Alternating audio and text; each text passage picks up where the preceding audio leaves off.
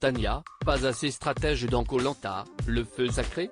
Pour Télé Loisirs, l'aventurière donne son avis cash sur les stratégies dans le jeu de TF1. Avant même la fin de la saison de Koh Lanta, le feu sacré, qui aura lieu le mardi 13 juin, Tania a l'impression de ne pas avoir été assez stratège dans son Koh Lanta. La candidate de 22 ans a posté un extrait controversé de Survivor sur les réseaux sociaux qu'elle a accepté de commenter. Et si est-il surprenant?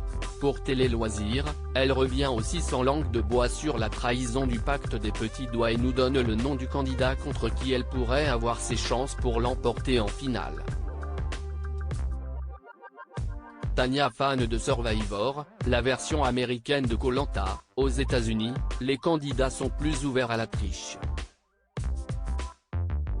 Alors qu'elle vient de passer un conseil de plus dans le jeu, et sûrement depuis qu'elle a réussi à conserver son collier d'immunité, Tania a partagé un extrait de Survivor, le Koh Lanta outre-Atlantique en story Instagram. On y voit un candidat manipuler les aventuriers lors d'une épreuve permettant de passer du temps avec un proche. Son meilleur ami lui annonce le décès de sa grand-mère devant tout le monde. Ému, l'ensemble de la tribu lui offre le confort par compassion. Mais en réalité, le candidat avait tout prémédité, le meilleur ami était briefé pour faire cette annonce, erronée, et ainsi obtenir gain de cause. La jeune tenniswoman a légendé son post, morte de rire. Mais qu'en pense-t-elle vraiment? Aux États-Unis, les candidats sont plus ouverts, même à la triche, qu'ils ne considèrent pas comme telle. Sur ce premier Koh Lanta, j'étais trop naïve et j'ai trop joué avec les émotions, avec l'affect.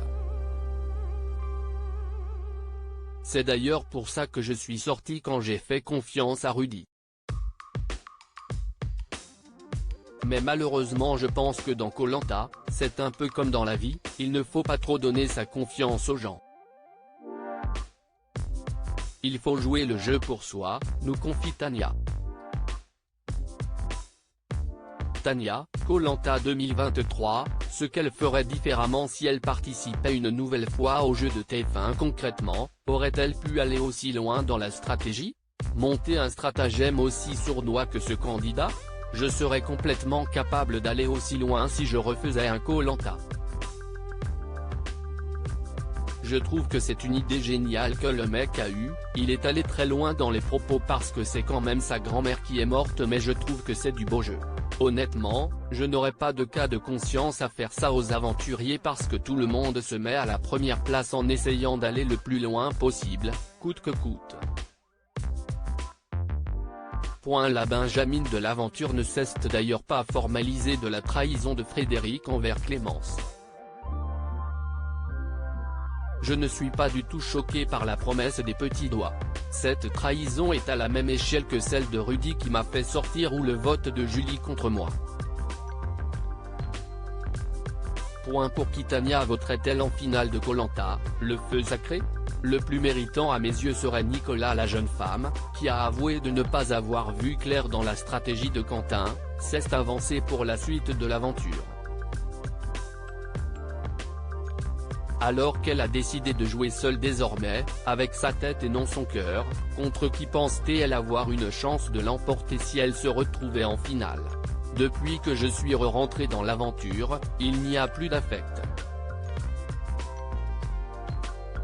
Si les aventuriers sont gentils envers moi, cela ne serait qu'une surprise et je ne prendrai que le positif. Je me mets désormais à la première place sans vouloir être copine avec personne. Pour moi, ça risque d'être très compliqué d'avoir des voix si jamais je suis finaliste mais peut-être que face à Julie, je serai amené à avoir 1 ou 2 votes. Quant à savoir pour qui elle voterait si malheureusement elle ne faisait pas partie des 2 derniers candidats de l'aventure. Le plus méritant à mes yeux serait Nicolas, nous lâche-t-elle. Voilà qui est dit. À lire aussi Esteban, éliminé de Koh Lanta, dévoile son gros regret dans le jeu, je n'assume pas.